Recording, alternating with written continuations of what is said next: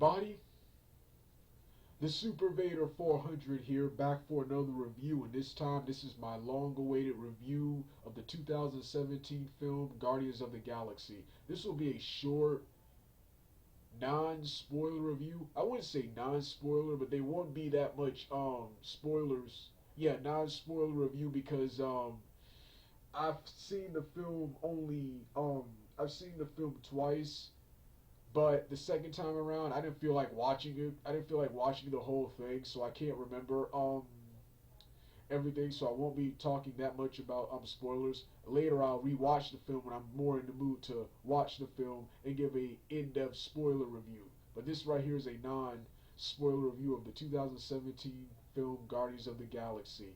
And as I expected, Guardians of the Galaxy, Guardians of the Galaxy Volume 2 is already right now, of the movies I've seen, is already the best movie of 2017. Haven't seen Beauty and the Beast. Haven't seen Fast and the Furious, Fate and the Furious, which are both rivals, probably already rivals to this film already, and especially Beauty and the Beast, which is already the highest grossing film of this year. I don't see anything getting higher than that movie right there.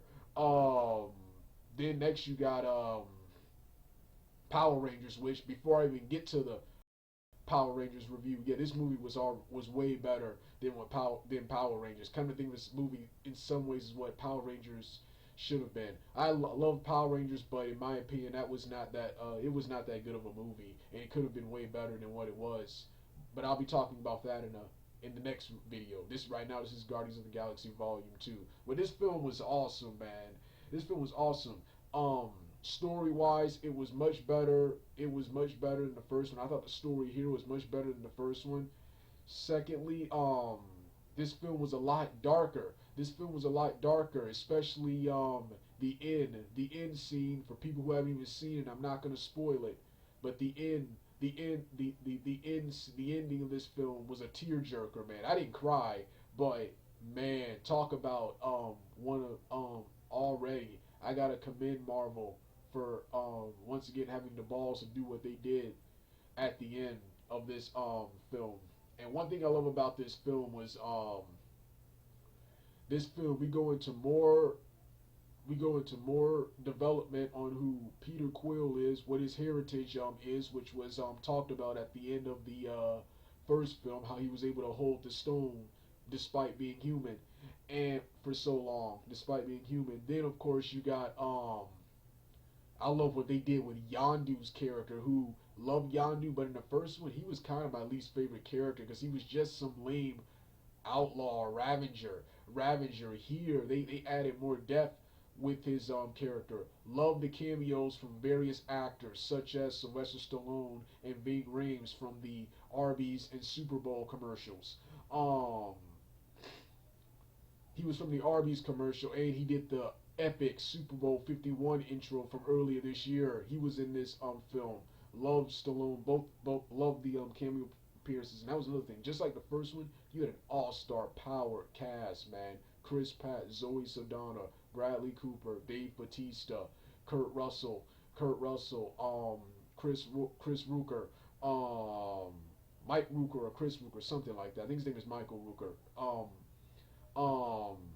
and Sylvester Stallone, like an all-star power cast, man. Um, but yes, I love the development and how we went more into depth with the Yondu character, and they brought Yondu closer to his. In my opinion, they brought him closer to his comic book character because for people who don't know, Yondu, he was one of the original Guardians. In the Guardians of the Galaxy, they first appeared in 1969. It was a different team, and he was part of that team. He was part of that team, so I'm happy to see he was closer to his character. Things I didn't like about the movie before I continue with stuff I didn't like. Before I continue with stuff I did like. Things I didn't like about the film, and that was I didn't like the excessive amount of humor in the beginning. It seemed forced. It didn't seem natural like it was in the first one. That's the one thing the first film did better. While I think this film, Guardians of the Galaxy Volume 2, is way better than the first one.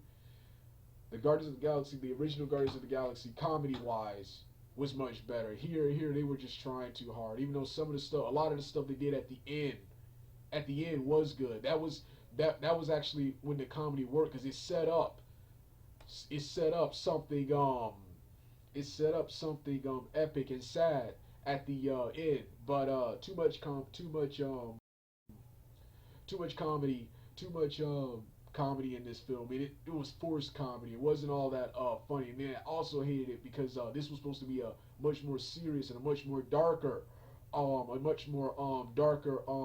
movie, much more darker movie. And yeah. But that's the only thing I didn't like about it. Oh yeah, the next thing I didn't like about it was see these MCU films, like I said in my Marvel Cinematic Universe review, these MCU films are awesome because of Kevin Feige and Josh Whedon, man.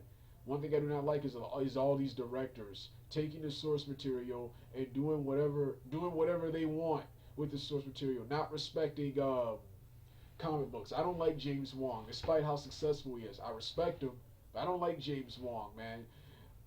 That's the problem. That's the problem I have with this movie. Nothing. As a Guardians of the Galaxy film, as a film on its own, it's awesome. This film has nothing to do with its comic books. Other films like the Avengers films, Civil War, um, Iron Man One, and even the Winter Soldier and Captain America one at least had something to do with their comic books. They changed a lot of things, but they had something to do with their comic books. This right here, nothing to do with the comic books. Kurt Russell's character, they took a character who in the comic books has little relations to the Guardians of the Galaxy and inserted him into a certain important plot point in this film right here. In this film right here. Well, that was all the stuff I didn't like. The other stuff I didn't like, the action, way more epic than the first one. First problem I had with the first film was that the action sequences they weren't as good as they were in other Marvel Cinematic Universe films. The actors as combatants were not as good as Robert Downey Jr. and Chris Evans and the other MCU actors. But here the action was way big and way more epic, especially the final climatic battle scene and the opening battle scene when you turn on the movie. So yes, the action was much bigger and much more epic, much more powerful, and they went all out. They went all out in this film. Yeah,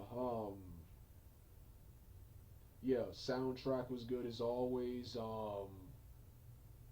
So yeah, Guardians of the Galaxy Volume Two was awesome. If they can make three good, they did something at the end of this film that made me not want to watch three. But if they can make three good, because I knew like several of the ideas they have for three, which they teased in a post-credit scene for Guardians of the Galaxy three, Guardians of the Galaxy three. So if they can make that good, what's his name? But I'm already ready for their next appearance, which is in Infinity War, Avengers Infinity War. I'm looking forward to that the most. Another thing I love about this film is that Star Wars: The Force Awakens, which I haven't talked about yet, but I didn't like that movie, and I didn't bother with Rogue One. I didn't like Star Wars: The Force Awakens.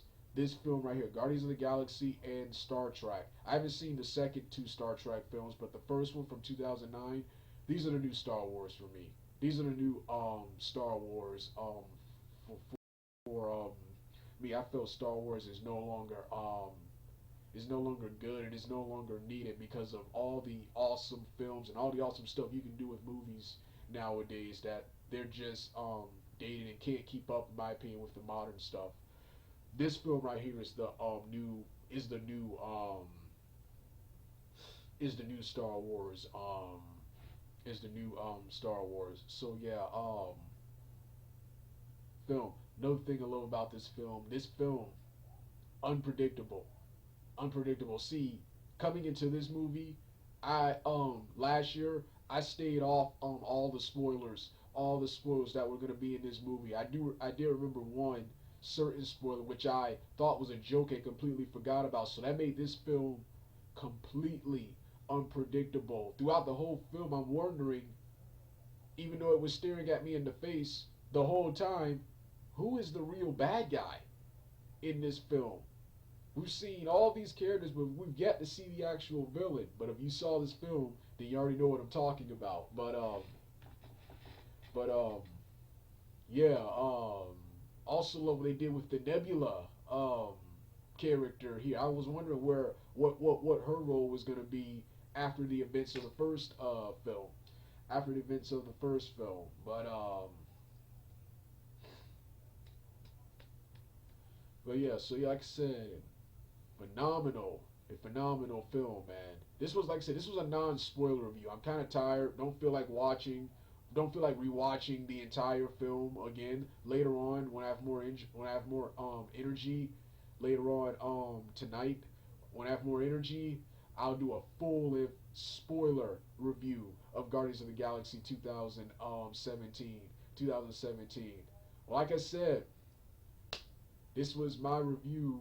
This was my non-spoiler review of Guardians of the Galaxy 2017. Already, if you haven't seen this film, go watch it. I usually don't recommend things, but awesome film. Already, in my opinion, one of the best films of this year. It's about to be surpassed. It's about to be It's gonna have some competition with everything else this year, but it's already the best film I've seen this year. All right, I'm done, people. To concentrate, so I do not care.